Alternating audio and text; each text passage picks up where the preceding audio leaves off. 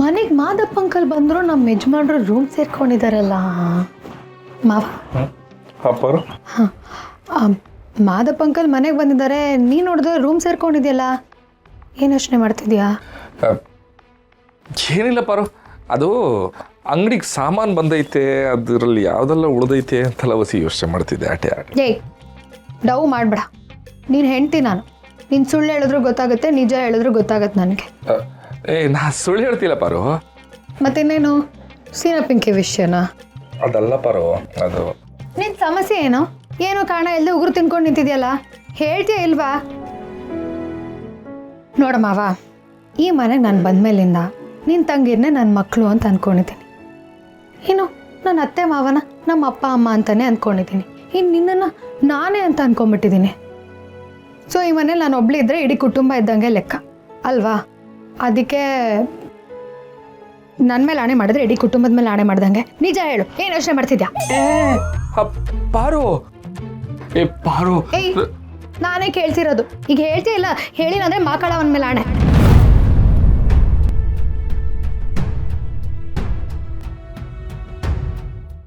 ಅದು ಅದು ಮಾವ, ನಾನು ಎಂಥ ಪರಿಸ್ಥಿತಿನಾಗಿವ್ನಿ ಅಂದರೆ ಹೇಳು ಕಳಕ್ಕೆ ಆಯ್ತಿಲ್ಲ. ನಿಜ, ಇವಾಗ ಬಾಯಿ ಬಿಡಲೇಬೇಕು. ನಂಗೆ ಕ್ಷಮಿಸ್ಬಿಡಿ ಮಾವ, ನಂಗೆ ಕ್ಷಮಿಸ್ಬಿಡಿ. ಈಗ ಹೇಳ್ತೀಯಲ್ಲ ದೇವಸ್ಥಾನ ಕರ್ಕೊಂಡು ಕರ್ಪೂರ ಹಚ್ಚಿ ಕೇಳಲ್ಲ? ಬೇಡ, ನಾನು ಹೇಳ್ತೀನಿ. ಪಾರು, ಮಾವ ನನ್ನ ಕರೆದು ನಾಮಪತ್ರ ವಾಪಸ್ ತಗೊಂಡ್ರು, ನಾನು ಅದಕ್ಕೆ ಒಪ್ಕೊಂಬಂದೆ ಪಾರು. ಅದನ್ನೇ ನಿಂತವ ಹೆಂಗೆ ಹೇಳೋದು ಅಂತ ಹೊಸಿ ಭಯ ಆಯ್ತಿತ್ತು, ಅದಕ್ಕೆ ಯೋಚನೆ ಮಾಡ್ತಿದ್ದೆ. ಬಾ ನನ್ನ ಜೊತೆ. ಎಲ್ಲಿಗೆ ಪಾರು? ಬಾ. ಎಲ್ಲಿಗೆ ಪಾರು? ಬಾ, ನೀ ಸುಮ್ಮನೆ ಬಾ. ಪಾರವ್ವ, ಏನಾಯ್ತು? ಯಾಕವ ನನ್ನ ಮಗನ್ನ ಹೇಳ್ಕೊಂಬತ್ತಿದ್ಯಾ? ಶಂಕರಣ್ಣ, ಪಾರು ಏನೇ ಮಾಡಿದ್ರು ಅದಕ್ಕೊಂದು ಅರ್ಥ ಇರುತ್ತೆ. ಪಾರು, ಇನ್ನು ಬಾಯಾರ ಹೇಳವ, ಅದೇನಂತವ? ಅಂಕಲ್, ಅತ್ತೆ, ಮಾವ, ಗುಂಡು, ನಿಮ್ ದೇವಿ ಪುತ್ರ ಎಂತ ಮಾತು ಹೇಳ್ದ ಗೊತ್ತಾ? ಎಂತ ಮಾತು? ಎಲೆಕ್ಷನ್ ನಾಮಿನೇಷನ್ ಮಾಡಿದ್ರಲ್ಲ, ಅದನ್ನ ವಾಪಸ್ ತಗೋತಾರಂತ.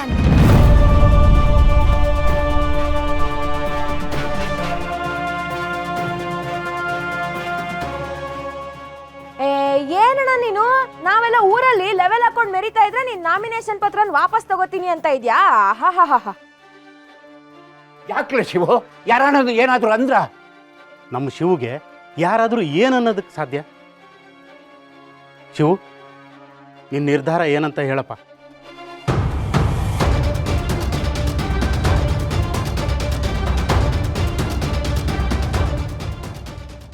ಪಾರು, ನಾನು ಎಲೆಕ್ಷನ್ ನಿಂತಿರೋದೆ ಮಾವು ಹೇಳೋದಕ್ಕೋಸ್ಕರ. ಈಗ ಅವರು ವಾಪಸ್ ತಗೊಂತಿದ್ದಾರೆ, ನಾಮಿನೇಷನ್ ವಾಪಸ್ ತಗೋತೀನಿ. ಅದು ಅಲ್ಲದೆ ಈ ವಿಷಯನ ಯಾರಿಗೂ ಹೇಳ್ಬೇಡ ಅಂತ ಅವರು ನನ್ನ ಕೈಯಿಂದ ಮಾತು ಬೇರೆ ತಗೊಂಡಿದ್ರು. ನೀನು ನೋಡಿದ್ರೆ ಈ ವಿಷಯನ ಎಲ್ರಿಗೂ ಹೇಳ್ತಿದ್ಯಾ? ಅಲ್ಲ ಮಾವ, ಅಲ್ಲ, ನನ್ನ ಗಂಡ ಪಾಪ ಯಾವಾಗಲೂ ತಾನಾಯ್ತು, ತನ್ನ ಕೆಲಸ ಆಯಿತು, ತನ್ನ ಮನೆ ಆಯಿತು ಅಂತ ಇರ್ತಾನೆ. ಅಂತಂದ್ರೆ ಇವತ್ತು ಎಲೆಕ್ಷನ್ ನಿಂತಿದ್ದಾನೆ ಅಂದರೆ ಅದು ದೊಡ್ಡ ವಿಷಯ, ದೊಡ್ಡ ಪವಾಡ.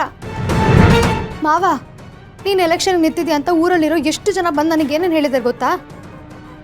ಬೆಳಿಗ್ಗೆ ಪೋಸ್ಟ್ ಮಾಸ್ಟರ್ ಬಂದು ಹೇಳಿದ್ರು, ನಮ್ಮ ಹಳ್ಳಿಗೆ ಶಿವನಂತ ಜನನಾಯಕ ಬೇಕು ಅಂತ ಎಷ್ಟು ಚೆನ್ನಾಗಿ ಹೇಳಿದ್ರು ಗೊತ್ತಾ? ಹೂ ಕಣಪ್ಪ ಮಾದಪ್ಪ, ಸ್ತ್ರೀ ಶಕ್ತಿ ಸಂಘದಲ್ಲೂ ನಿನ್ ಬಗ್ಗೆನೇ ಮಾತು ಕಣಪ್ಪ. ಅಪ್ಪ, ನೀನ್ ಯಾಕೆ ಸ್ತ್ರೀ ಶಕ್ತಿ ಸಂಘಕ್ಕೆ ಹೋಗಿದ್ದೆ? ನಂಗೆ ಬೇರೆ ಯಾರೋ ಹೇಳಿದ್ರು. ಸುಮ್ಕೆ ಇರ್ಲಾರ್ದೆ ಇಲ್ಲಿ ವಿಷಯ ಮಾತಾಡಪ್ಪ ನೀನು, ಸುಮ್ಮನೆ ಕಾಲು ಎಳಿಬೇಡ. ನೋಡು ಮಾವ, ಜನ ಎಲ್ಲ ಎಷ್ಟು ಕನ್ಸು ಕಟ್ಟಿದ್ದಾರೆ, ನೀನು ಆ ಕನಸಿಗೆ ತಣ್ಣೀರು ಹಾಕ್ತೀಯಾ ಹೇಳು?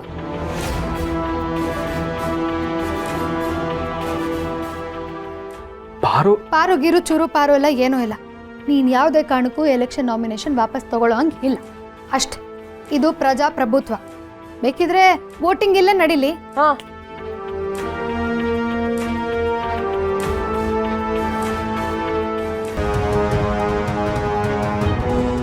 ಪಾರು, ಒಂದು ನಿಮಿಷ ಇರು.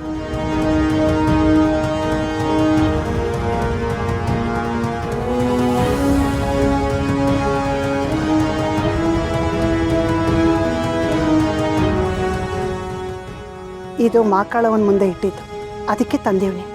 ನಿನಗೆ ನನ್ನ ಮೇಲೆ ಕೋಪ ಐತೆ, ಆದರೆ ನನಗಿಲ್ಲ. ಅದಕ್ಕೆ ಪ್ರೀತಿಯಿಂದ ಹೇಳ್ತೀವನೆ, ನನ್ನ ಮಗ ಅಧ್ಯಕ್ಷನಾಗಿ ಮೆರಿಬೇಕು ಅಂತ ಆಸೆ ನನಗಿಲ್ಲ.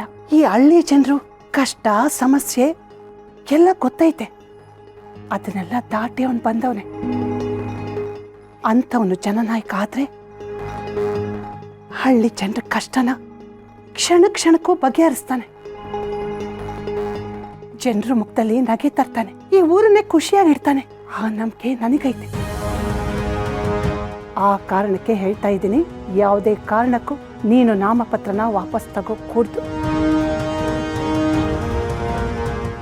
ಇದು ನನ್ನ ಮತ. ಅದೇನೇ ಆಗ್ಲಿ ನಮ್ಮಣ್ಣ ಅಧ್ಯಕ್ಷ ಆಗ್ಲೇಬೇಕು, ಅದಕ್ಕೆ ನನ್ನ ಮತ. ನಾಮಪತ್ರ ಯಾವುದೇ ಕಾರಣಕ್ಕೂ ಹಿಂಪಡಿಬಾರ್ದು, ಇದಕ್ಕೆ ನನ್ನ ಮತ. ನಂಗೇನು ಆ ಈರು ಗೆಲ್ಲಿ ಅಂತ ಇದೆಯಾ? ಇಲ್ಲ, ಏನಾದರೂ ನನ್ನ ಮಗನೇ ಗೆಲ್ಲಬೇಕು. ಅವನು ನಾಮಪತ್ರ ವಾಪಸ್ ತಗೊಬಾರ್ದು, ಇದಕ್ಕೆ ನನ್ನ ಮತ. ನನ್ನ ಮತ ಏನು ಅಂತ ಹೇಳಬೇಕಾಗಿಲ್ಲ. ಮನೆ ಜನರೆಲ್ಲರೂ ನೀನು ಎಲೆಕ್ಷನ್ ನಾಮಿನೇಷನ್ನ ವಾಪಸ್ ತಗೊಳ್ಳೋದ್ರ ವಿರುದ್ಧವಾಗೇ ಇದ್ದಾರೆ.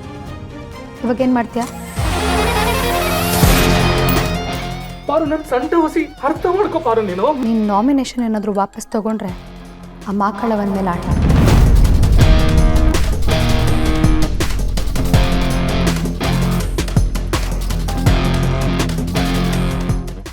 ಹೇಳಪ್ಪ, ಈಗೇನು ಮಾಡ್ತೀಯಾ?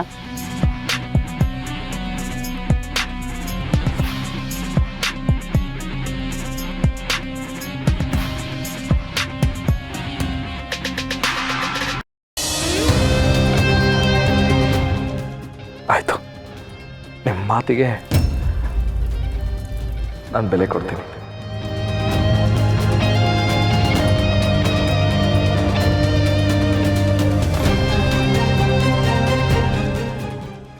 ಮಾಕಳವನ ಮೇಲೆ ಆಣೆ ಮಾಡಿ ಹೇಳು.